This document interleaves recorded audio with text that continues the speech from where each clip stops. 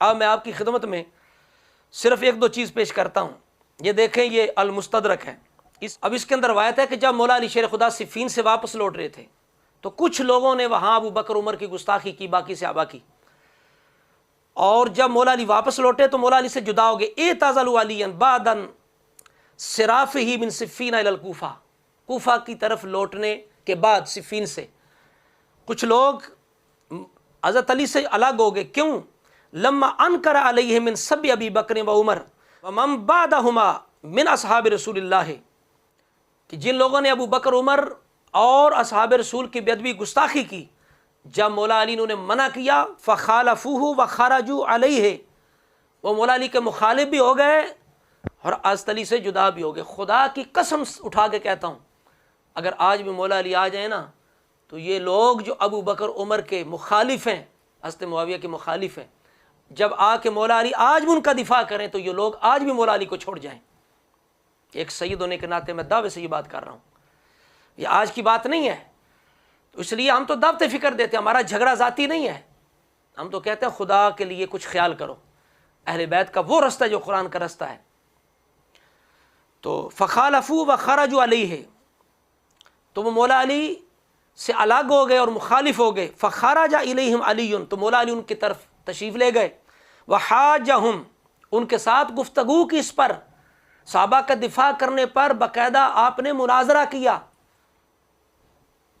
گفتگو کی، سمجھانے کی کوشش کی. وراجع عن غیر قتال، لیکن آپ نے قتال نہ کیا، ایسے ہی آگے واپس.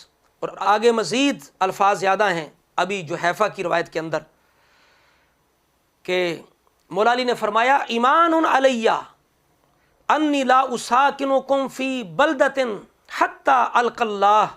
آپ نے فرمایا مجھ پر قسم ہے علی پر کہ میں تمہیں اس شہر میں نہیں رہنے دوں گا جہاں علی ہے، تم نہیں رہو گے حتیٰ کہ میں اللہ تعالیٰ سے مل نہ جاؤں.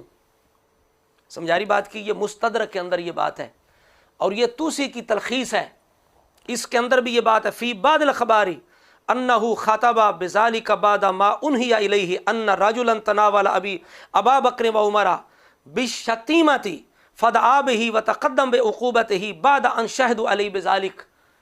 یہ توسی بھی لکھتا ہے کہ بعض اخبار کے اندر یہ موجود ہے کہ جب مولا علی شیر خدا تک یہ بات پہنچتی کہ فلاں بندہ ابو بکر عمر کی گستاخی کر رہا ہے تو آپ اس کو بلاتے اور جب اس پہ گواہی قائم ہوتی اس کو سزا دیتے. اب بتائیے جس مشن پہ ہم چل رہے ہیں یہ کس کا مشن ہے، یہ کس کا طریقہ ہے؟ انتہائی مختصر کر رہا ہوں. یہ لسان المیزان کے اندر بھی بالکل واضح ہے کہ عبداللہ بن سبا جو ہے، اب وقت زیادہ لگ جائے گا، بات مختصر کرنے کی کوشش کر رہا ہوں. عبداللہ بن سبا نے بھی جب گستاخی بے ادبی کی تو مولا علی شیر خدا نے اس کو وہاں سے نکال دیا اور کہا کہ بالکل یہ اس شہر میں نہیں ٹھہرے گا. کئی روایتوں کے اندر آپ نے فرمایا لا یساکنونی فی بلدن انا فی، ابو بکر عمر صحابہ رسول کا دشمن اس شہر میں نہیں رہ سکتا جس کے اندر میں ہوں، جس کے اندر علی ہے.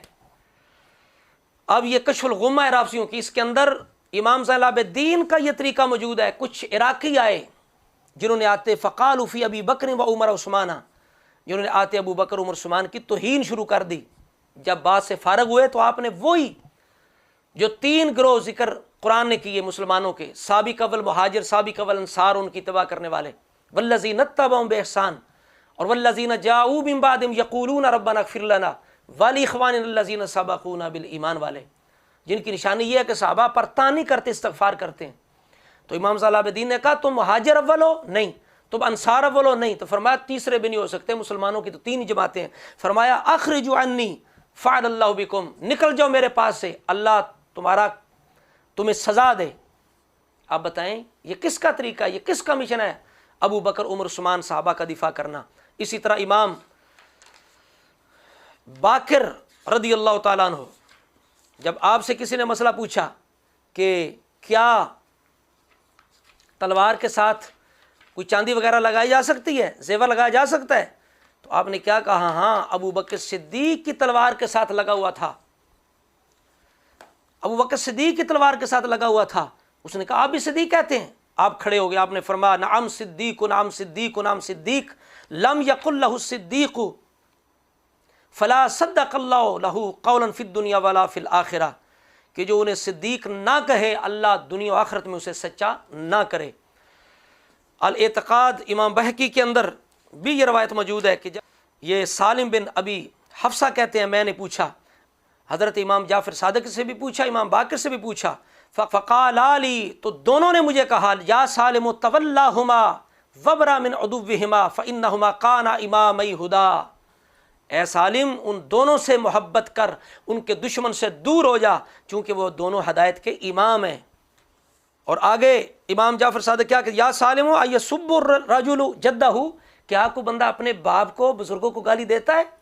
فرمایا ابو بکر جدی، ابو بکر میرے بزرگ ہیں، لا نالتنی شفاعت محمد یوم القیامت ان لم اکن اتولاہما وبرا من عدوہما، مجھے قیامت کے دن رسول اللہ کی شفاعت نصیب نہ ہو اگر میں دونوں سے محبت نہ کروں، دشمن سے بیزاری کا اظہار نہ کروں۔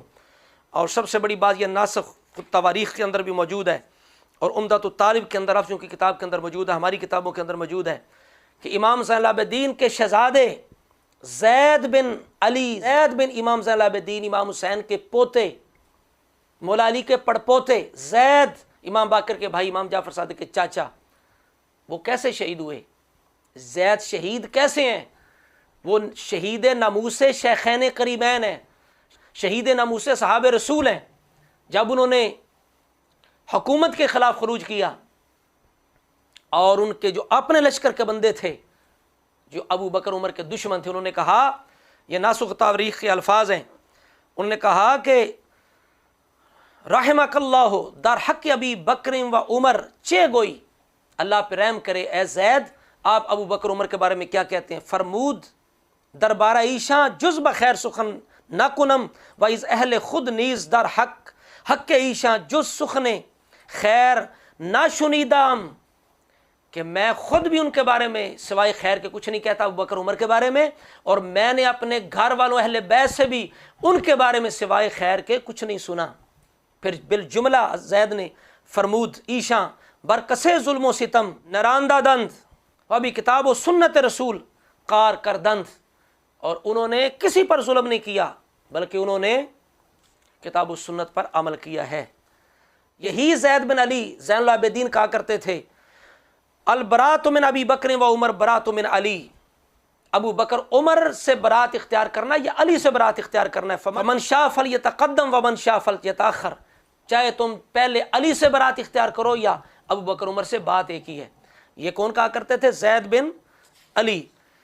تو اسی طرح امام باقر کا یہ فرمان بھی موجود ہے، آپ فرماتے ہیں من لم یعرف فضل ابی بکر و عمر فقد جہل سنہ، جو ابو بکر عمر کی فضیلت کو نہیں جانتا وہ سنت سے جاہل ہے۔ یہ اتنے ارشادات ہیں، احاطہ کرنا ممکن ہے۔